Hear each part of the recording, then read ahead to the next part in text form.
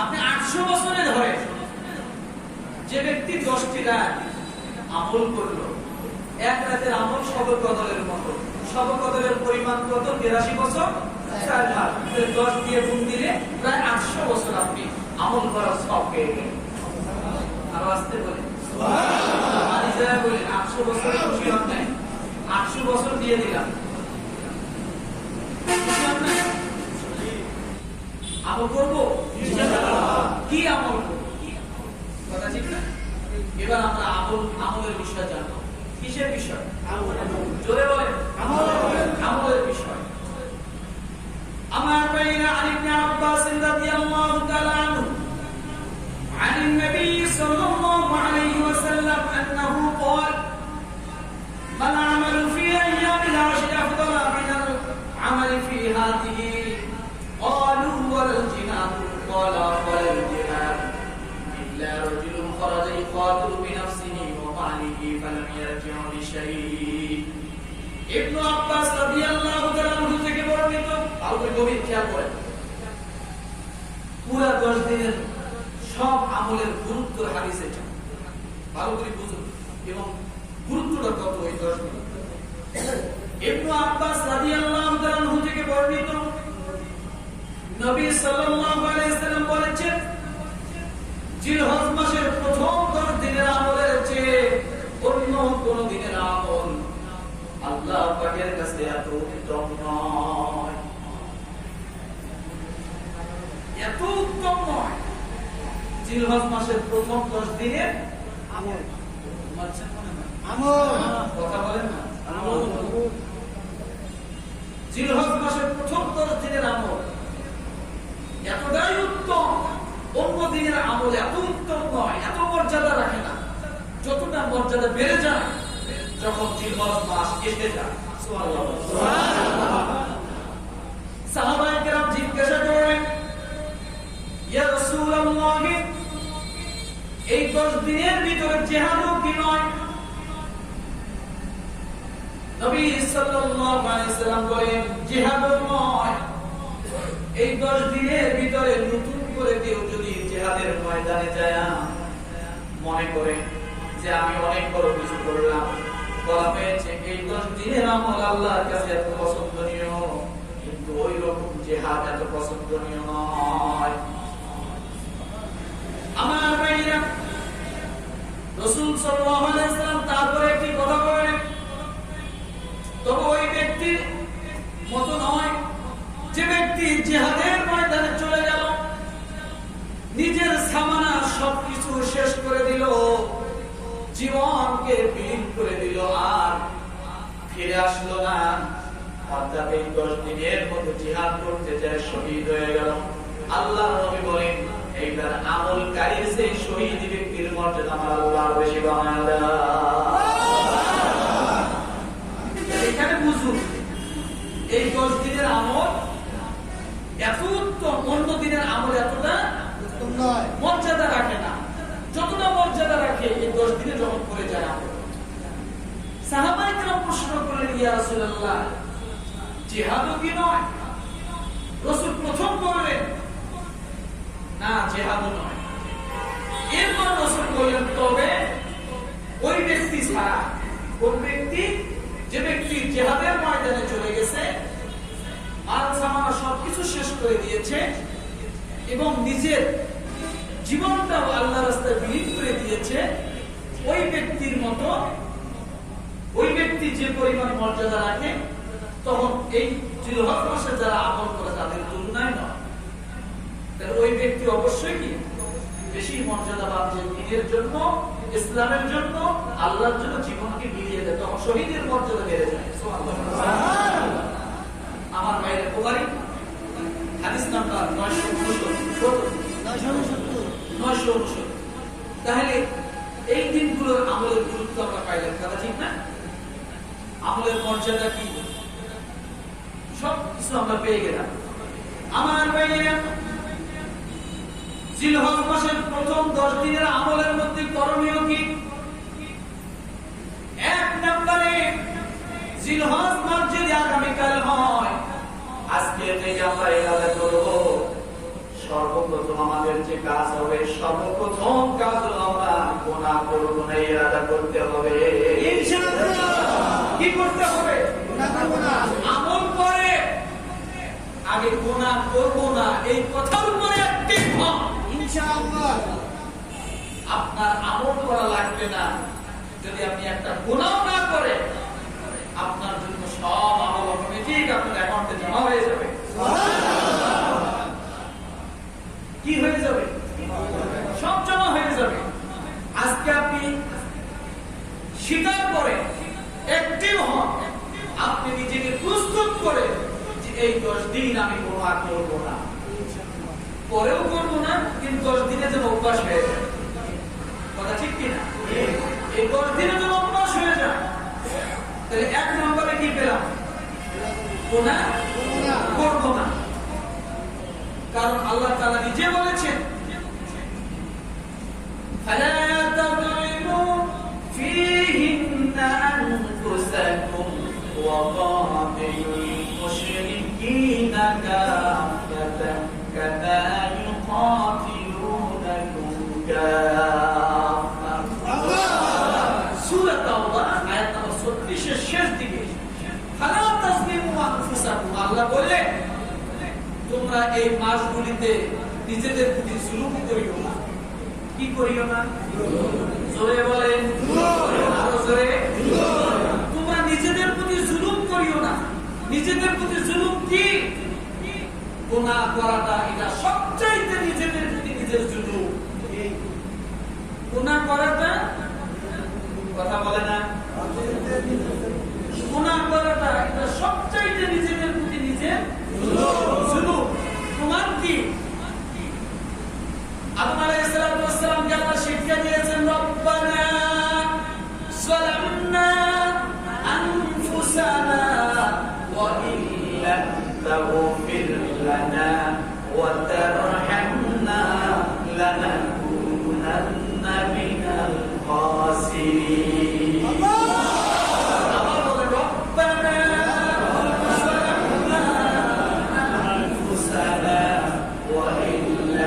تغفر لنا وترحمنا لنكونن من الخاسرين। আল্লাহ তাআলা স্বীকার দিলেন, হে আমাদের প্রভু, যালামনা, আমরা জুলুম করেছি, আনফুসানা, আমাদের নিজেদের নফসের প্রতি। কারণ নিজেদের নফসের প্রতি সবচেয়ে বড় জুলুম হলো গুনার কাজ করা। নিজের নফসের প্রতি সবচেয়ে বড় জুলুম কি? গুনার কাজ করা। চিল্লায়ে বলেন কি? গুনার কাজ করা। এই জন্য আল্লাহ বললেন সূরা তাওবা আয়াত নম্বর 36 এ বললেন, আলা তাযলিমু আনফুসাকুম, তোমরা এই দিনগুলিতে কি করো না? গুনাহ করো না। গুনাহ করো না। তাহলে 1 নাম্বার কাজ পেলাম, গুনাহ করো না। দ্বিতীয় নম্বরে রাসূলের হাদিসের মধ্যে এসেছে, আবু দাউদ 2799 নম্বর হাদিসের মধ্যে এসেছে, সাত যখন তোমরা জিলহজ মাসের চাঁদ দেখবা, জিলহজ মাসের চাঁদ যখন উদিত হবে আর তোমরা যারা কুরবানি দেওয়ার জন্য নিয়ত করবা, তখন তোমরা একটি কাজ করা থেকে বিরত থাকবা। সেই কাজটা হলো তোমরা নখের মতো কাটবে না, চুল কাটবে না। কি কাটবে না?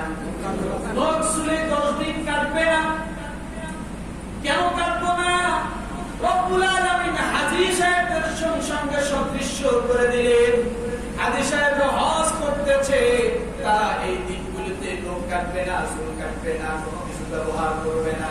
ও মুসলমান, আল্লাহ বললেন বান্দারে, তুমি যদি হাজী সাহেবের সঙ্গে সদৃশ্য হও, মান তাশাব্বাহা বিকওমিন ফাহুয়া মিনহুম, তুমি যদি একটু সদৃশ্য রাখো তাদের আমলের সঙ্গে, হতে পারে আমি আল্লাহ তাআলা হাজী সাহেবদের আমলের সঙ্গে তোমার আমল আমি আল্লাহ কবুল করে নিব। তাহলে যারা কুরবানি করব, এটা একটা মুস্তাহাব আমল, বাধ্যতামূলক নয়। করলে কি আছে? না করলে গুনাহ নাই। কি করব? এগুলা কাটবো না। কুরবানি দেওয়ার পরে যায় আমরা এগুলো কাটতে না। সাহাবায়ে কেরাম প্রশ্ন করছেন, ইয়া রাসূলুল্লাহ, করলে কি হবে? রাসূল বলেছেন, তাহলে তোমরাও একটা করে কুরবানির সওয়াব পেয়ে যাবে। সুবহানাল্লাহ, সুবহানাল্লাহ, তোমরাও একটা কুরবানির সওয়াব পেয়ে যাবে। এটা আসছে এক সাহাবীকে, আল্লাহ রাসূল সাল্লাল্লাহু আলাইহি ওয়াসাল্লাম এক সাহাবী রাসূলকে প্রশ্ন করে, ইয়া রাসূলুল্লাহ, আপনি তো কুরবানির গুরুত্বের কথা বলছেন, আমার কাছে যে পশু আছে এটা হলে একেবারে মানে প্রসব করবে, বাচ্চা প্রসব করবে, গর্ভবতী পশু, আর আছে হলে একেবারে ছোট্ট একটা পশু, আর তো আমার কাছে নেই। রাসূল তখন বললেন যে তুমি তাহলে এক কাজ করো, নখ চুলগুলো তুমি কেটো না, কুরবানি যখন হয়ে যাবে তারপরে তুমি কাটবে, আল্লাহ হয়তো তোমাকে একটা কুরবানি সওয়াব দিয়ে দেবে। তাহলে দ্বিতীয় নম্বরে কি? নখ চুল কাটবো না যারা কুরবানি নিয়ত করবেন, যারা দিবেন না তারাও রাখতে পারেন, তবে আবারও বলছি এটা বাধ্যতামূলক নয়, মনে চাইলে করবেন, করলে আলহামদুলিল্লাহ ভালো। তৃতীয় নম্বরে আমাদের করণীয় হলো রোজা রাখা। কি বলেন তো? রোজা রাখা। কি বলেন? রোজা রাখা। কারণ এই 10 দিনের রোজার ভিতরে অনেক ফজিলত রয়েছে। তিরমিজি হাদিস নাম্বার 758, ইবনে মাজাহ হাদিস নাম্বার 1728। আবু হুরায়রা রাদিয়াল্লাহু থেকে বর্ণিত, রাসূল সাল্লাল্লাহু আলাইহি ওয়াসাল্লাম বলেছেন, এমন কোন দিন নেই যে দিনগুলো নফল ইবাদত আল্লাহর নিকট জিলহজ মাসের 10 দিনের ইবাদত থেকে বেশি প্রিয়। এই 10 দিনের প্রতিদিন রোজা 1 বছরের রোজা রাখার সমকক্ষ। আপনি যদি এই 10 দিনের প্রতিদিন একটি করে রোজা রাখেন, অর্থাৎ 9 দিন যদি আপনি রোজা রাখেন, তাহলে আল্লাহর নবী বলেন একটি রোজা তোমার জন্য 1 বছর রোজা রাখার সওয়াব আল্লাহ তোমার আমলনামায় দিয়ে দেবে। 1 বছর রোজা সমকক্ষ, এবং এর প্রতিটি রাত্রে ইবাদত কদরের রাতের ইবাদতের সমপরিমাণ। প্রতিটি রাতের ইবাদত কদরের রাতের ইবাদতের সমপরিমাণ, এবং প্রতিদিনের রোজা 1 বছর রোজা রাখার সমান। দলিল তিরমিজি হাদিস নাম্বার 758, দলিল ইবনে মাজাহ হাদিস নাম্বার 1728। আমার ভাইরা, তাহলে রোজা রাখার চেষ্টা করব ইনশাআল্লাহ, করব ইনশাআল্লাহ, চেষ্টা করব। তবে আবারও বলছি, এটাও কিন্তু বাধ্যতামূলক নয়। এটাও কি নয়? নয়, রাখলে অনেক সওয়াব, অনেক সওয়াব। আমার ভাইরা, চতুর্থ নম্বরে করণীয় কি? নফল নামাজ, কিয়ামুল লাইল, রাতের মধ্যে বেশি বেশি করে নামাজ আদায় করা, 2 রাকাত করে নফল নামাজ আদায় করেন। এটা হলো চতুর্থ নম্বরে আমল। রাতের মধ্যে, দিনের মধ্যে বেশি বেশি করে আমল করা, নফল আমলগুলো বাড়িয়ে দেওয়া। পঞ্চম নম্বরে করণীয় হলো কুরআন তেলাওয়াত বেশি বেশি করা। আফদালুল ইবাদাতি তিলাওয়াতুল কুরআন। আল্লাহর হাবিব ডাক দিয়ে বলেন, নফল আমলের মধ্যে উত্তম আমল হলো কুরআন তেলাওয়াত করা। কি করা? কুরআন তেলাওয়াত। পঞ্চম নম্বরে করণীয় পেলাম কুরআন তেলাওয়াত করা। ষষ্ঠ নম্বরে জিকির বেশি বেশি করে পাঠ করা। কি করা? জিকির বেশি বেশি করা। বিশেষ করে সুবহানাল্লাহ, আলহামদুলিল্লাহ, লা ইলাহা ইল্লাল্লাহ, আল্লাহু আকবার, বেশি বেশি করে জিকির করবেন। প্রমাণ হলো রব্বুল আলামিন ডাক দিয়ে বলেন সূরাতুল হাজ আয়াত নাম্বার 28, লিয়াশহাদু মানাফিআ লাহুম ওয়া ইয়াযকুরু ইসমাল্লাহি ফি আইয়ামিন মা'লুমাতিন আলা মা রাযাকাহুম মিন বাহিমাতিল আন'আম। নির্দিষ্ট কয়েকটা দিন তোমরা আমার নামকে বেশি বেশি করে স্মরণ করো। সূরা হাজ আয়াত নাম্বার 28। এই দিনগুলোতে তোমরা বেশি বেশি করে কালেমা পাঠ করো। তাহলে 4টি তাসবিহ আমরা বেশি বেশি করে পাঠ করতে পারি। 1 নাম্বার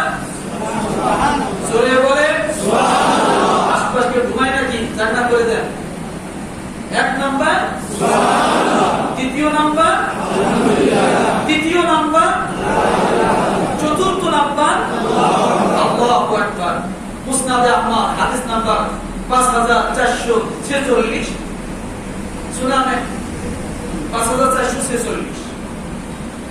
তাহলে এই চারটি আমল আমরা চার ওটার সাথে সাথে থেকে আমরা আমাদের জীবনীতে বাড়াইয়া দিব। হাঁটতেছেন সুবহানাল্লাহ, হাঁটতেছেন আলহামদুলিল্লাহ, হাঁটতেছেন লা ইলাহা ইল্লাল্লাহ, হাঁটতেছেন আল্লাহু আকবার। পারবো না ইনশাআল্লাহ। সব সময় হাঁটা চলা বসা ব্যবসা কাজ করতেছেন, কারণ এই 10টা দিন জিকিরের সময়। জিকিরে ভরপুর করে দেন, রাস্তাঘাট পথে মাঠে মানুষকে স্মরণ করায় দেন, একজন আরেকজনকে স্মরণ করায় দেন। এই দিনগুলো জিকিরের দিন, জিকির করো।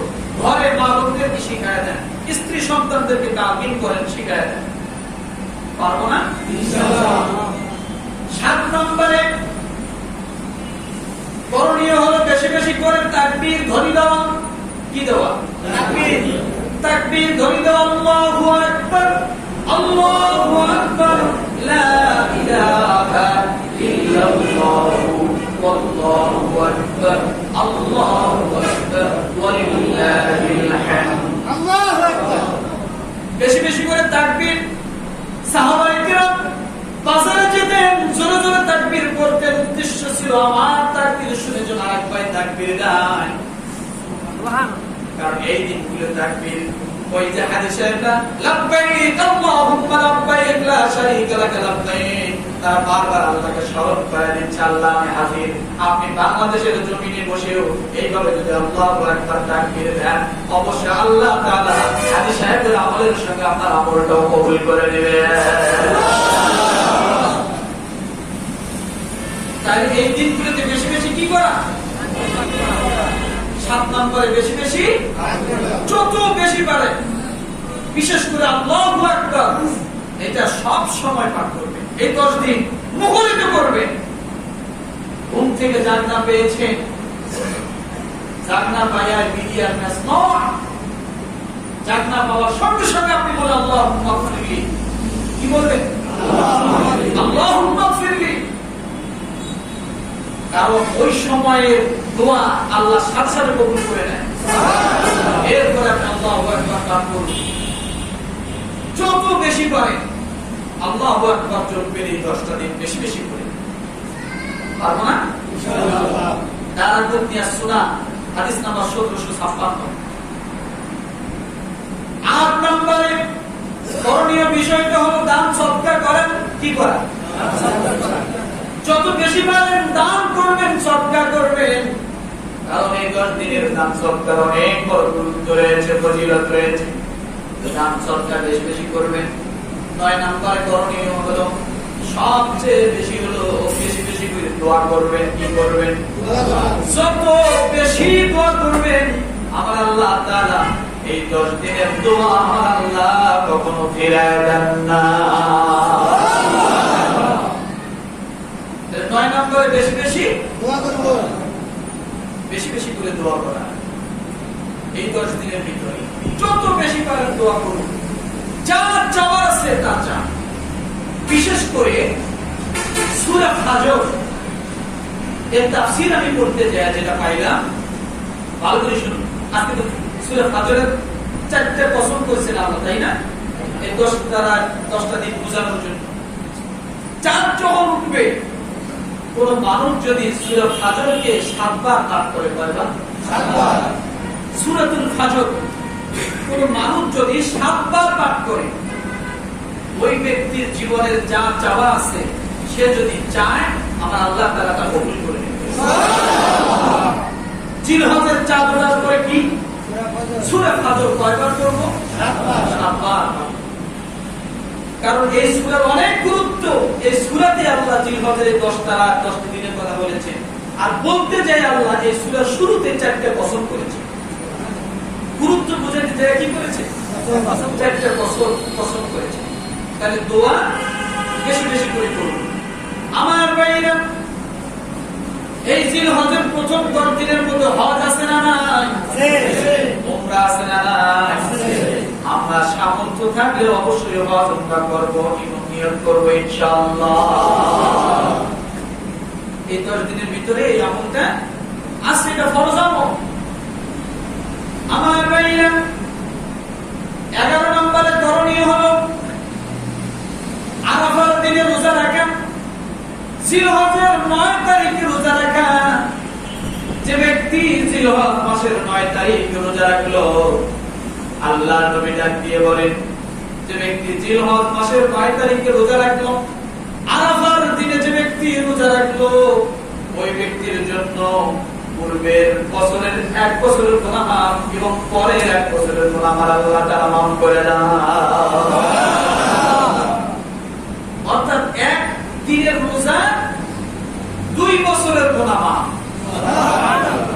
আরেকটা জিনিস আমি আপনাদেরকে বলি, এই দুনিয়ার জমিনে যত রাত আছে আর দিন আছে, সমস্ত দিনের রাত হলো একটা। সমস্ত দিনের রাত আগে না দিন আগে? কথা বলেন, রাত আগে দিন পরে। দুনিয়ার জমিনে যত রাত আর দিন আছে, সমস্ত দিনের রাত হলো একটা, কিন্তু আরাফার দিনের রাত হলো 2টা। সে আগের রাতেও পায়, পরের রাত্রেও পায়। আপনি হজের হাদিস পড়ে দেখুন, সেখানে বলা হয়েছে কোন মানুষ যদি আরাফার দিন কত যায় রাতের বেলাতেও আরাফার ময়দানে উপস্থিত হয়, সেও সে আরাফার দিনের সওয়াব সে পেয়ে যাবে, তারও হজ পেয়ে যাবে। দিন একটা, রাত হলো 2টা। এই একটি দিনের 2টা রাত, সেটা হলো আরাফার দিন। আমার ভাইরা 12 নম্বরে আরাফার দিন যখন আসবে, কালেমা বেশি বেশি করে পাঠ করব। কি পাঠ করব? লা ইলাহা ইল্লাল্লাহু ওয়াহদাহু লা শারীকা লাহু লাহুল মুলকু ওয়া লাহুল হামদু ইহয়ী ওয়া ইউমীতু বিয়াদিহিল খায়র ওয়া হুয়া আলা কুল্লি শাইইন কাদির। পারবো? মুসলিম শরীফ হাদিস নাম্বার 1162, তিরমিজি হাদিস নাম্বার 749, আবু দাউদ 2425। এই হাদিসের মধ্যে আছে তোমরা আরাফার দিন যেদিন পাও, বেশি বেশি করে আল্লাহর জিকির করো, বিশেষ করে এই কালেমা বেশি বেশি পাঠ করো। এই কালেমা আমরা পারি না? কথা বলে না ইনশাআল্লাহ। এই কালেমা আমরা পারি না? মুসনাদে আহমদ হাদিস নাম্বার 6922, বেশি বেশি করে কালেমা পাঠ করো। আমার ভাইরা 13 নম্বরে যে কথা বলা হয়েছে, 13 নম্বরে করণীয় হলো আইয়ামে তাশরিক। জিলহজ মাসের 9 তারিখ ফজর থেকে নিয়ে শুরু করে জিলহজের 13 তারিখ আসর পর্যন্ত, আরো ভালো করে মনে রাখেন, এবার যা বলছি তা নফল নয়, তা হলো ওয়াজিব আমল। এখন যা বলছি তা কি? ওয়াজিব আমল। জিলহজ মাসের 9 তারিখ ফজর থেকে নিয়ে শুরু করে 13 তারিখ আসর পর্যন্ত মোট 23 ওয়াক্ত ফরজ নামাজের পরে নারী এবং পুরুষ সকলের জন্য আল্লাহু আকবার, আল্লাহু আকবার, লা ইলাহা ইল্লাল্লাহু ওয়াল্লাহু আকবার, আল্লাহু আকবার ওয়া লিল্লাহিল হামদ। এই বাক্য, এই তাকবীরের ধ্বনি দেওয়া প্রত্যেকের জন্য ওয়াজিব হয়ে যায়। কি হয়? কি হয়? কত ওয়াক্ত? জোরে কয় তারিখ থেকে? 9 তারিখ কখন? 9 তারিখ ফজর থেকে নিয়ে 13 তারিখ আসর পর্যন্ত মোট 23 ওয়াক্ত নামাজের, ফরজ নামাজের পরে পুরুষের জন্য জোরে একবার বলা ওয়াজিব, আরো বেশি বলতে পারে, আর মায়েদের জন্য আস্তে বলা ওয়াজিব। প্রত্যেক ফরজ নামাজের পরে একবার বলতেই হবে। যদি বলতে ভুলে যান, যখনই মনে করবে তখনই সঙ্গে সঙ্গে এই তাকবীর বলে দিবেন। কথাটা কি বুঝে দিতে পারছি? তাহলে এটা কি আমল? ওয়াজিব। কথা বলে ওয়াজিব। ওয়াজিব আমল। মনে রাখবেন আমার ভাইরা,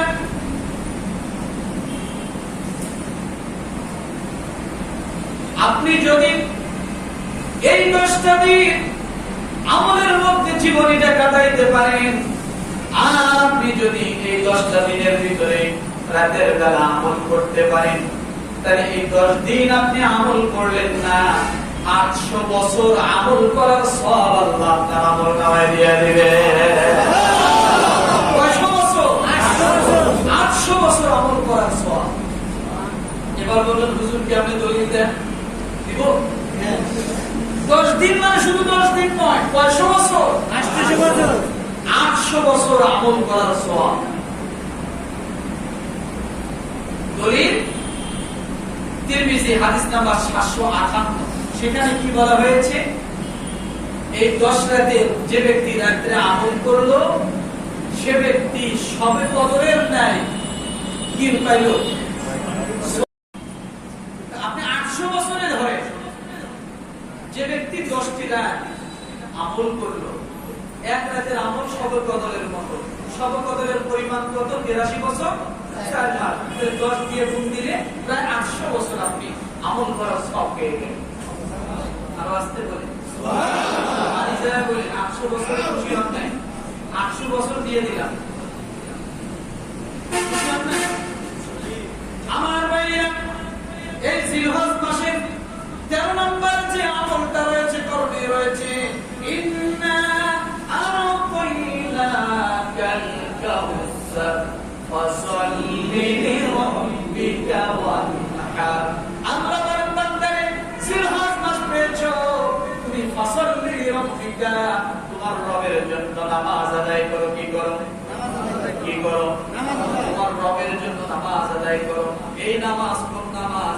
এই নামাজ আমরা এমন নামাজ পড়তে পারি, আর এই নামাজ বিশেষ নামাজ, মানে কুরবানির ঈদের আগের নামাজ, অর্থাৎ কুরবানির ঈদের নামাজ, কুরবানির আগের নামাজ।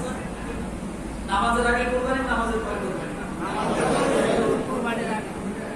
আগে কি নামাজ, পরে কি কুরবানি। কেউ যদি আগে দিয়ে দেয় হবে না, হবে না।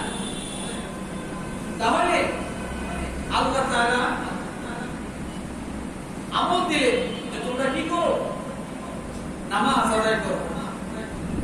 তো কুরবানির ঈদের, কুরবানি দেওয়ার আগে যে আমরা নামাজ পড়ি, এই নামাজ তো প্রত্যেকদিন করি না, করি না, প্রত্যেকদিন করি। তাহলে নামাজ আছে এই আমলের মধ্যে, 10 দিনের ভিতরে আছে না? আছে। এরপর রব্বুল আলামিন বলেন রব্বিকা ওয়ানহার, 14 নম্বর যে করণীয়টা, সেটা হলো নামাজ শেষ এবং তোমরা কুরবানি করো। তাহলে 14টা করণীয় আমরা করব, ইনশাআল্লাহ পারবো, ইনশাআল্লাহ। আর মা বোনদের তো এই কথাগুলো বুঝিয়ে দিবেন, ইউটিউবে আজকে সারা হয়ে যাবে, পারলে ডাউনলোড করে ফেলে মা বোনদেরকে শোনায় দিবেন, আমল করতে সহজ হবে। চেষ্টা করি না, চেষ্টা করতে তো দোষ নাই, আছে না? তবে আমি আবার বলছি, আইয়ামে তাশরিক ব্যতীত বাকি যা বলেছি তা নফল। তা কি করলে সওয়াব, না করলে গুনাহ নাই। কেউ যদি অসুস্থ থাকে, অপারগ থাকে, তার জন্য না, কিন্তু করলে সবে কদরের ন্যায় সওয়াব। রোজা রাখলে 1 বছর পরিমাণ এক একটা রোজার সওয়াব রাখলে, কথা ঠিক না? আমরা রাখার জন্য চেষ্টা করি। আল্লাহ তাআলা আমাদের সকলকে এই দশকের আমল করে যাওয়ার জন্য তৌফিক দান করুন। আমিন। ওয়া আখির দাওয়ানা আলহামদুলিল্লাহি রাব্বিল আলামিন।